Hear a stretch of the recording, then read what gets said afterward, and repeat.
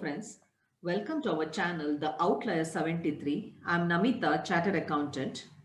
Well, today's topic of discussion would be very specific, that is implication of GST on discount. And let's try to understand how to deal with the GST on discount from both supplier perspective and recipient perspective. Now, what is discount? Discount in common parlance means a reduction in price, rate, or value given by the supplier to the recipient or the customer. Ultimately, it is just a sort of a reward passed on by the supplier to the recipient. There are various types of discounts, just as an example, I can quote few of them. Of course, there may be a lot many other than these. Uh, just to mention few of them, it could be cash discount. A cash discount is a reward for the payment of an invoice amount within a specified time period. Trade discount, most common one. Trade discount is in a very simple word, is a reduction from the list price of the goods allowed by the manufacturer or the wholesaler to the retailer. The other one could be the quantity discount. It is a discount granted for volume purchases. Either it may be a single purchase crossing a certain limit or a cumulative purchase over a specified period of time crossing certain limit. Others would be promotional discount given at the launch of a new product, and the most common one, festive discounts and seasonal discounts are the other.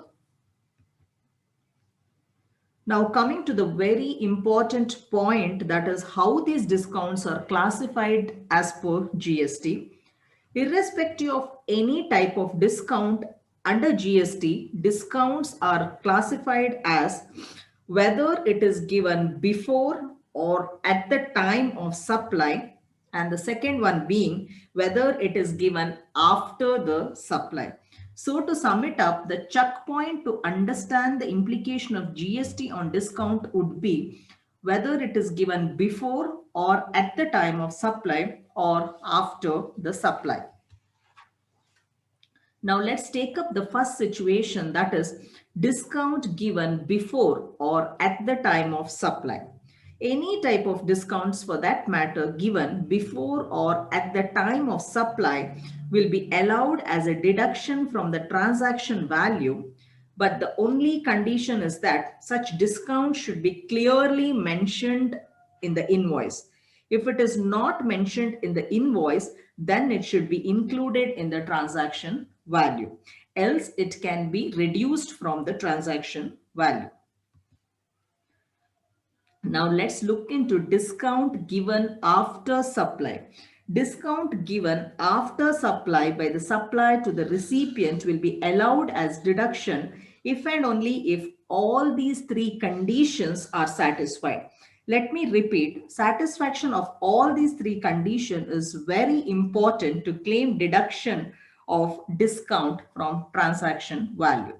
Now let's focus on these conditions. The first condition is that discount is established in the terms of the agreement, that is pre-supply agreement between the supplier and the recipient. Discount is linked to the relevant invoice.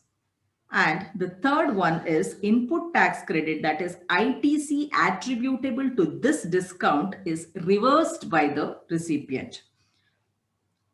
The three conditions, that is discount has to be established in the terms of the agreement. It has to be particularly linked with the relevant invoice, and the ITC attributable to the discount is reversed by the recipient.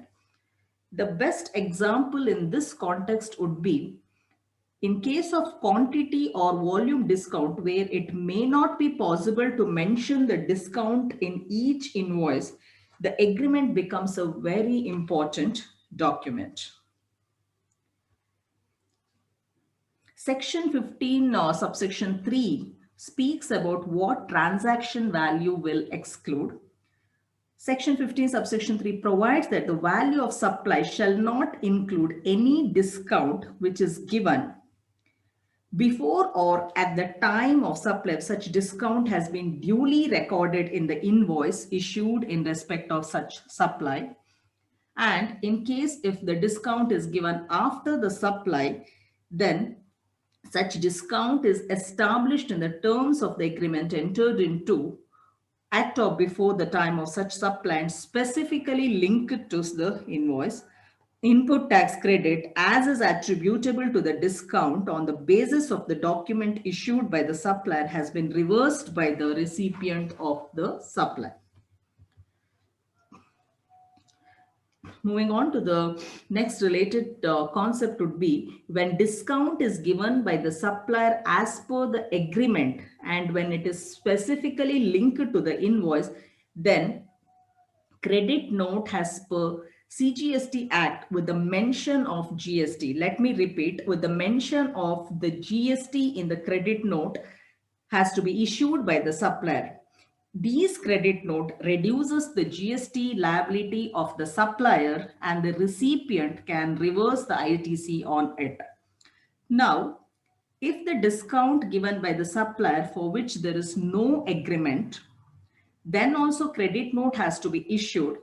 That is a commercial credit note. A commercial credit note has to be issued, that is, which consists of the value of the discount or the reduction in the value of supply without a mention of GST in it. Let me repeat, commercial note will be without a mention of the GST in it. If commercial credit note is issued, then it will not reduce the GST liability of the supplier and the recipient cannot reverse the ITC. Thank you friends for watching this video. I kindly request you to share this video with your friends and click on the like button to keep us motivated, and also request you, if you have not already subscribed, please subscribe to this channel and keep us motivated. Thank you.